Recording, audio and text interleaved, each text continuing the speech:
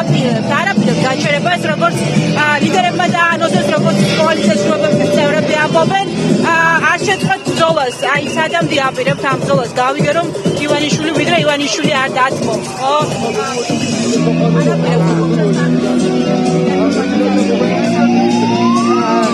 ჩვენ არ გავჩერდებით მანამ, სანამ არ მოხდება გამარჯვების გაფორმება. ჩვენ ოპოზიციურმა ძალებმა, პროდასალურმა ოპოზიციურმა ძალებმა ეს არჩევნები მოვიგეთ. ეს იცის ყველამ, ეს იცის საზოგადოებამ, ეს იცის საერთაშორისო საზოგადოებამ და ეს იცის თავად ქართულმა ოცნებამაც.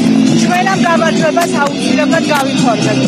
ეს არჩევნები, ეს პარლამენტი არის არალეგიტიმური, არ მოხდება ამ პარლამენტის აღიარება და მისთვის უფლებამოსილების მილიჭება ჩვენი მხრიდან. არც ერთი დეპუტატი ჩვენი მხრიდან, ახლების მხრიდან ამ პარლამენტში არ შეუძლია ეს პარტიული პარლამენტის სკოლა.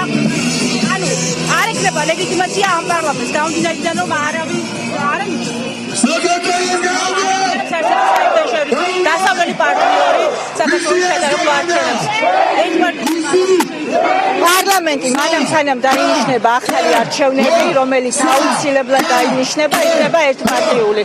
თუმცა უნდა ვიბრძოლოთ ასევე იმისთვისაც, რომ ამ ერთპარტიულმა პარლამენტმა უფლებამოსილების გამოცხადება ვერ შეძლოს. ხალხი პარტია, ხალხი იბრძვის, ჩვენ დასახარგი აღარ გვაქვს, იმიტომ რომ ჩვენ განსხვავებით არ გავხდით. ამიტომ ამ გამარჯვებას ჩვენ გავახერხებთ. მადლობა დიდი. გამარჯვება პეტრე პრესაში, ხარს.